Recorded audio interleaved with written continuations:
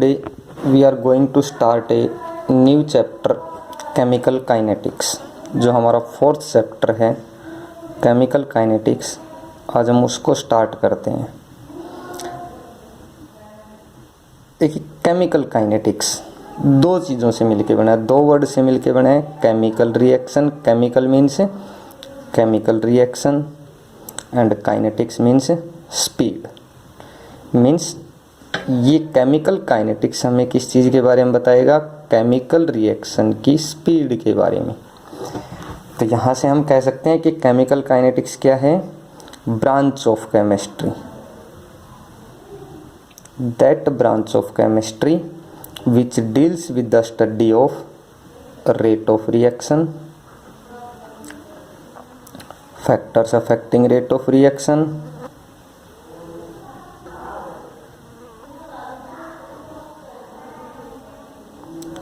mechanism of reaction, etc. Means chemical kinetics chemistry की वो branch है जो हमें रेट ऑफ रिएक्शन के बारे में बताए।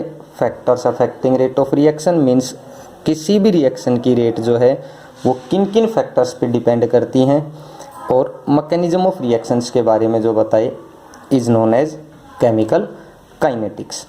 अब केमिकल काइनेटिक्स पे हम आगे चलते हैं। सबसे पहला जो टॉपिक हमारे पास आता है वो है रेट ऑफ रिएक्शन। कि what is the rate of A reaction? Rate of reaction क्या होती है? रेट जो होता है, रेट ऑफ रिएक्शन का मतलब ही यही होता है कि स्पीड ऑफ रिएक्शन। और रिएक्शन की स्पीड मतलब, इसका मतलब क्या हुआ हमारे पास? स्पीड का रिएक्शन का मतलब है कि कोई भी हमारे पास रिएक्टेंट से और प्रोडक्ट बन रहा है। मीन्स स्पीड ये हो गई कि कितने टाइम में कितने रिएक्टेंट प्रोडक्ट के अंदर चेंज हो रहे हैं, that is known as speed of reaction. तो हम क्या कह सकते हैं कि रेट ऑफ रिएक्शन क्या हुआ हमारे पास? Change in concentration, change in concentration of reactant और product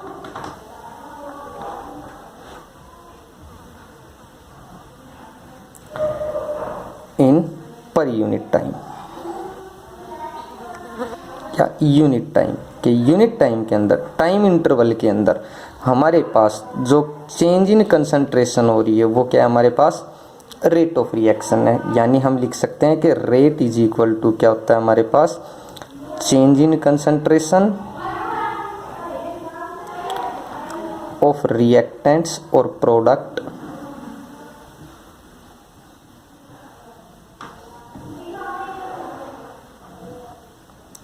over change in time और time interval. This is the rate of reaction. अब यहाँ से हमारे पास रेट ऑफ रिएक्शन को अगर हम किसी एक रिएक्शन के अकॉर्डिंग अगर डिफाइन करना चाहें, या रिएक्शन के अकॉर्डिंग किसी एग्जाम्पल के थ्रू अगर हम समझना चाहें, तो कैसे समझेंगे? कि हमारे पास कोई भी एक रिएक्शन, मान लीजिए कि हमारे पास यही है कि रिएक्टेंट से और प्रोडक्ट P बन रहा है हमारे पास। अब change in concentration over time interval होता है। तो यहाँ से हमारे पास कोई भी रिएक्टेंट है R, उससे प्रोडक्ट बन रहे हैं P। मान लेते हैं हम, let R1 and P1 are the initial concentration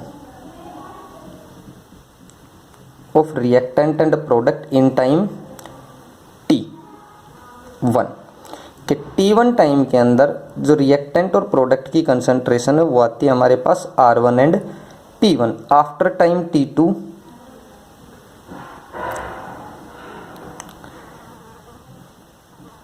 कि T2 टाइम के ऊपर ये कंसंट्रेशन रिएक्टेंट और प्रोडक्ट की हमारे पास हो जाती है R2 and P2।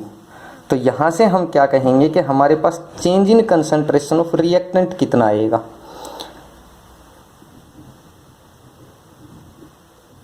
Change in concentration of reactant क्या आएगा हमारे पास? Final minus initial, final R2 minus initial R1।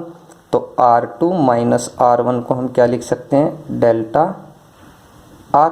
इसी तरह हमारे पास change in concentration of product को क्या लिख सकते हैं? P2 minus P1 is equal to delta P।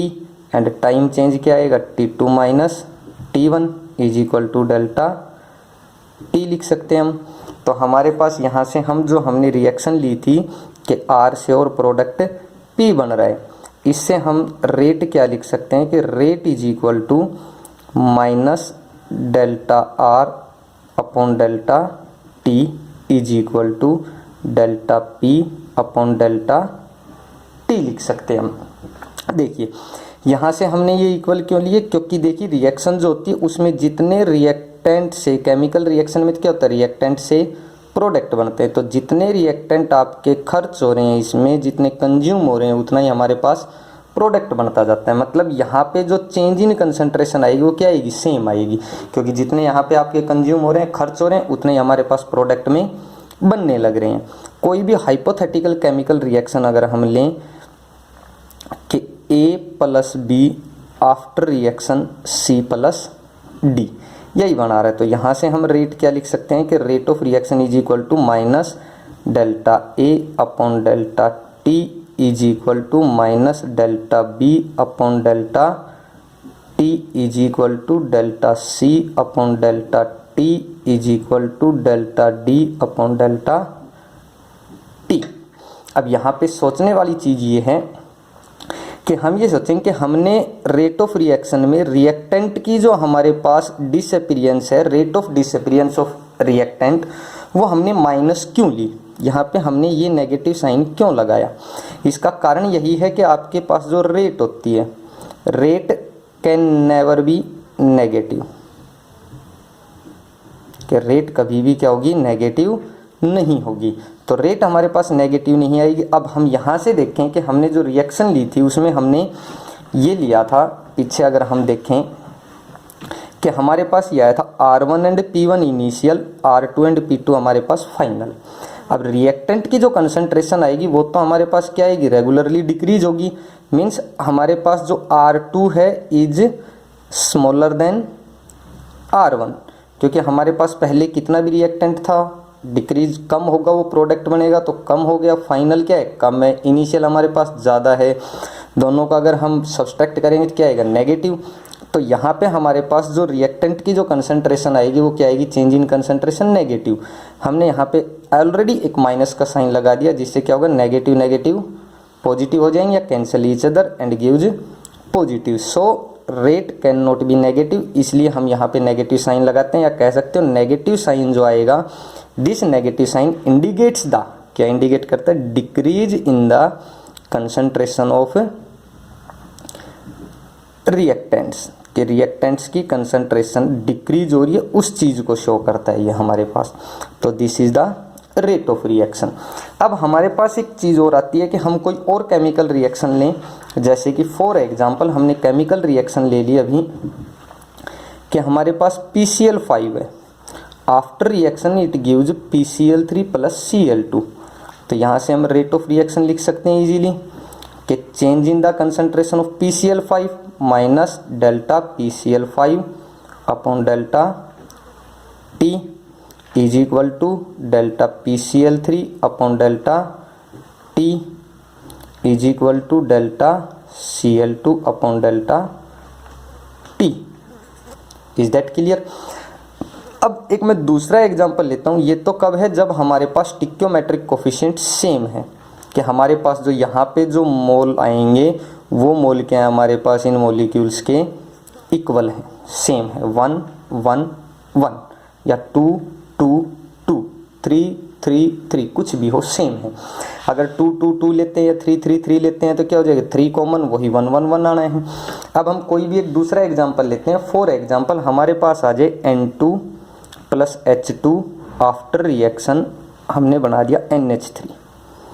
बहुत अच्छे से इस रिएक्शन को हम जानते हैं, preparation of ammonia Haber process, 11th में भी हमने पढ़ा है इसके बारे में। तो यहाँ से इस इक्वेशन को अगर हम बैलेंस करें तो यहाँ पे 2NH3 3H2, स्टिक्योमेट्रिक कोफिशिएंट डिफरेंट है।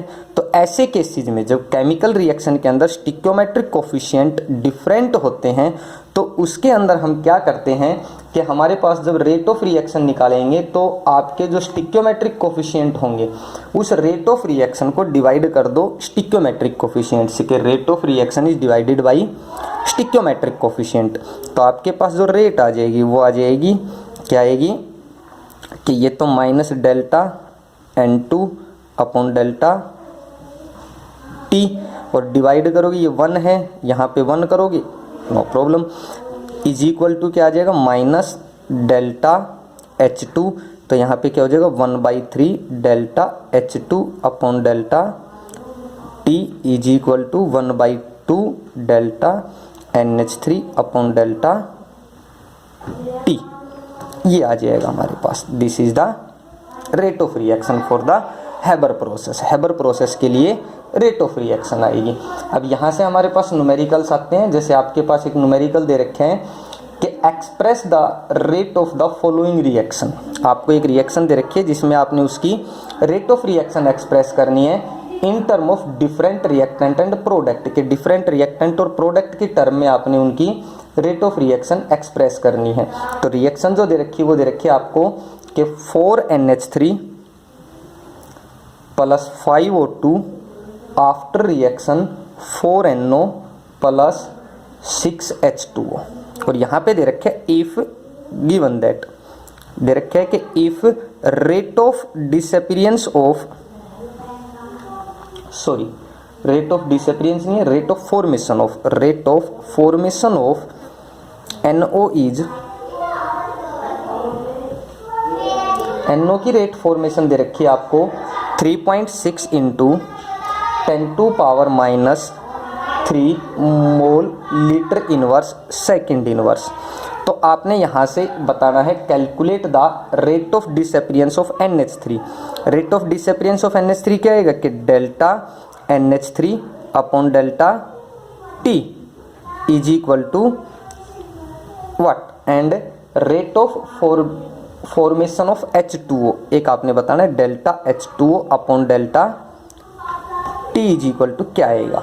तो यहाँ से हमारे पास रेट तो क्या आ जाएगी कि rate is equal to 1/4 minus 1/4 delta NH3 upon delta T is equal to -1/5 delta O2 upon delta T is equal to 1/4 delta NO upon delta T is equal to 1/6 delta H2 upon delta T। Rate of reaction तो आ गई।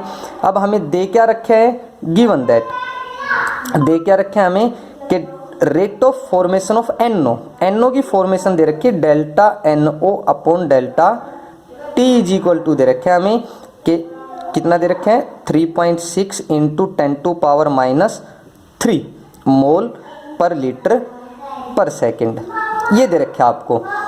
ठीक है, तो हमारे पास अब हमने निकालना क्या है, ये हमें दे रखे हैं, हमने निकालना है रेट ऑफ डिसअपीयरेंस, ये delta NH3 upon delta T। इस इक्वेशन में अगर हम देखें तो ये इज इक्वल टू हमारे पास ये है, तो इन दोनों को इक्वल रख दो। हमारे पास delta NO upon delta T की वैल्यू है ही, तो क्या आ जाएगा 1/4 delta NH3 minus delta NH3 upon delta T is equal to 1/4 और delta NO upon delta T की वैल्यू क्या है 3.6 इंटू 10⁻³ 4 इधर जाके मल्टीप्लाई कैंसिल, यही आ जाएगा मोल पर लीटर पर सेकेंड। इसी तरह rate of formation of delta H2 upon delta T निकालना है, फॉर्मेशन ऑफ H2O, तो ये हमारे पास delta 1/6 delta H2 upon delta T is equal to 1/4 delta NO upon delta T, 6 इधर आके मल्टीप्लाई हो जाएगा, सोल्व कर लेंगे, सोल्व कर लीजिए। अब हमारे पास आता है कि what is the unit of the rate of reaction.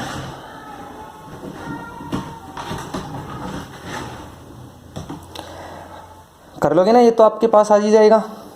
अब करते हैं हम, क्या आता है हमारे पास unit of rate of reaction. तो अब हमने यूनिट निकालनी है रेट ऑफ रिएक्शन की, तो वो कैलकुलेट करते हैं कि हम यूनिट कैसे निकालेंगे, कि यूनिट क्या आएगी, unit of rate of reaction. तो रेट ऑफ रिएक्शन की यूनिट क्या आएगी हमारे पास, हमने पहले ही बताया कि रेट इज इक्वल टू क्या होता है, चेंज इन कंसंट्रेशन या कंसंट्रेशन, चेंज इन कंसंट्रेशन तो कंसंट्रेशन ही आएगा, upon change in time means time आएगा। कंसंट्रेशन की यूनिट हमने 11th क्लास में पढ़ी है, मोल लीटर इनवर्स, एंड टाइम की यूनिट सेकंड, तो हमारे पास यूनिट क्या आ जाएगी, मोल litre inverse second inverse. Okay, तो ये है हमारे पास। इसके ऊपर जो हमने अभी एक न्यूमेरिकल कराया है, इसके ऊपर और जितने भी न्यूमेरिकल बनते हैं वो आपने करके देखने। Is that clear? Thank you.